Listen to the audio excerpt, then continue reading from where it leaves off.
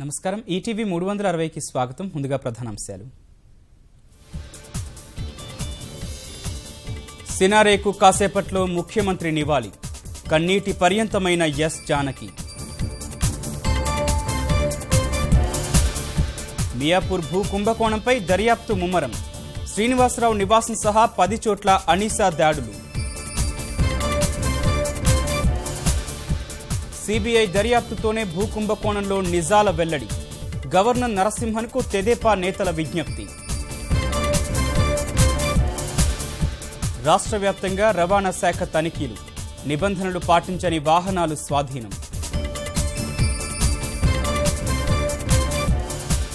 కరీంనగర్ సుందరీకరణ పనులు వివాదాస్పదం, పురాతన కళాశాల కూల్చివేతపై స్థానికుల నిరసన.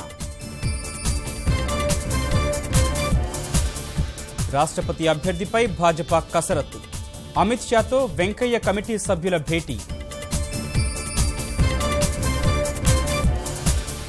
డార్జిలింగ్లో గోర్ఖా జనముక్తి మోర్చా బంద్ ఉద్రిక్తం, పరిస్థితిని అదుపు చేసేందుకు పోలీసుల లాఠీచార్జ్.